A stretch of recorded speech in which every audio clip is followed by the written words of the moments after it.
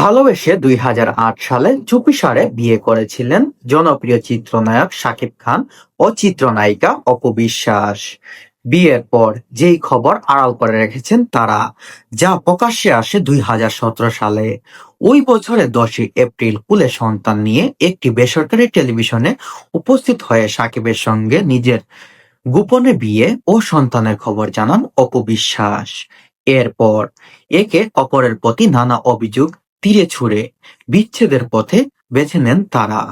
তারপর কেটে গেছে অনেকগুলো বছর। এরই মাঝে গত বছর হঠাৎ করে অনেকটা অপুর মতোই আরেকটা খবর জানান চিত্রনায়িকা শবনম বুবলী।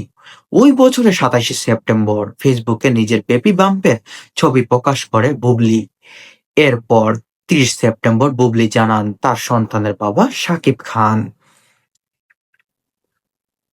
এরপর থেকে নানা সময়ে দেখা গেছে সাকিব-বুবলীর অভিযোগ পাল্টা অভিযোগ।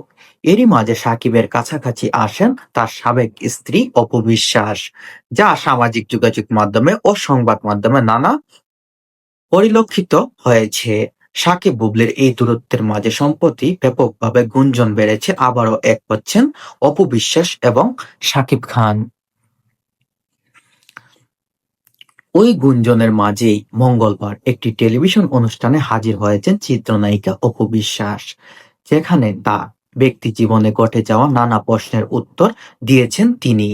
যেখানে অপু বিশ্বাসের কাছে জানতে চাওয়া হয়, এত অপমান হওয়ার পরও সামান্য টাকার জন্য কেন সহশিল্পী শাকিব খানের কাছে চাইতে হলো।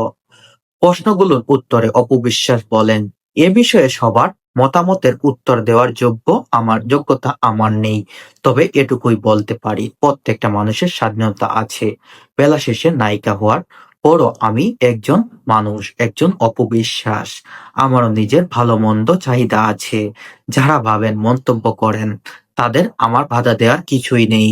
ভালো-মন্দ লাগা এটা একটা আমাদের ব্যক্তিগত।